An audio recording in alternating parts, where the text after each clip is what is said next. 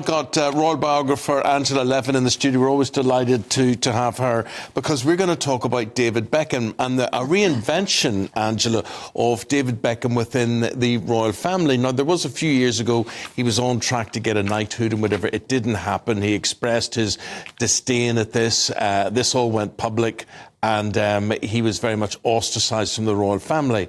Now, King Charles loves him. Loves him. Yes, they've got lots in common now. They both love having bees and making their own honey. And David's moved very closely to Highgrove, where the king lives, so they're very easy to talk about. But also, he's been looking for somebody who would help running his charity, the king's charity. And he's a working man who actually has come up from the bottom and actually done it all himself. Yes. Now, the King's Charity now, so it used to be the Prince's Trust, but that's now William now looks after that, does he? Or it's been renamed? No, it's just been renamed to King. OK, yeah, that's right. all. And actually, it's wonderful because the King invited me up to Scotland to see where it happens. And at this amazing house, it's got A to Z of what you would like to do, whether it's painting, whether it's cooking, and all the people who would have, a lot of them have been sleeping on the street, not been able to get a job, go there and actually try and make something of themselves. Not just that, but he then employs them for 6-9 months, because he said if you just do a course, you're not worth anything. So Beckham would be marvellous at helping these people. Doing all that. Lots of speculation about whether a knighthood is in the offing then. I mean, I think I was just Googling why it's taken so long, and there was some question about tax avoidance back in 2013, which he was later exonerated for. And he was recommended a number of years ago for a knighthood. It hasn't happened yet. Do you think the mood music is changing? Oh, yes. slightly? I mean, he now dresses in country clothes. Yes. You know, the brown and very smart. And that's good. And Victoria's there too. Let me tell you one thing about Victoria. Prince Harry met her just after his mother died, when his father had to go to South Africa. And they were the Spice Girls. And he met her. And there's pictures of him holding her hand, right?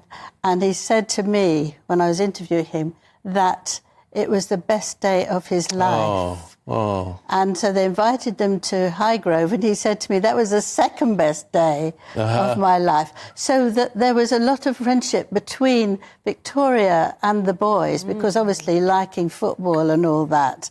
And but then they helped when they moved into Kensington Palace.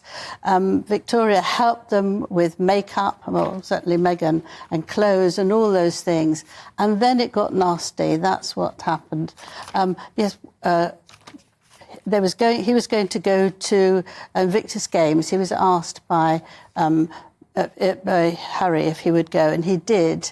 And but Harry wouldn't talk to him at all. He flew all the way to Sydney, but nothing happened. But then it was leaked that he and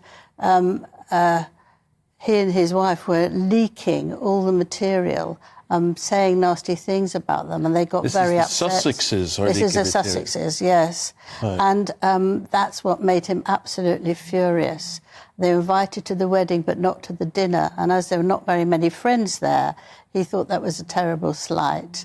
And so that's why they backed off and stopped being friendly with them. Talking about the reinvention of David Beckham, I was just reading in the Mail, what's his name, Ephraim Hardcastle, he's claiming that actually it was Prince Andrew that Bex was all pally with, and that actually Prince Andrew had organised a birthday party for 6-year-old Harper Beckham in Buckingham Palace, but since the friendship's got all frosty and David has turned his attention to the King. Yeah, that was, yes, Fergie did all that without actually asking for permission. So the royal family were absolutely furious about that. So, but I think it was really that they just felt they're now not getting on very well because of being told that they're doing things which they're not doing, and so it was very difficult. And they didn't invite him to Brooklyn and Nicole's wedding either. So that's all. But over. now we've got a reinvention of relations between David Beckham and the King and royalty, and obviously that would include Victoria as well. Yes. Yes, it will. But the thing about him is that he's very determined and he's always done a job absolutely to the best he can. So he's somebody who's worthwhile having, among the people. There will be other people who are helping running the charity, but he's the first. So it's You're all for it?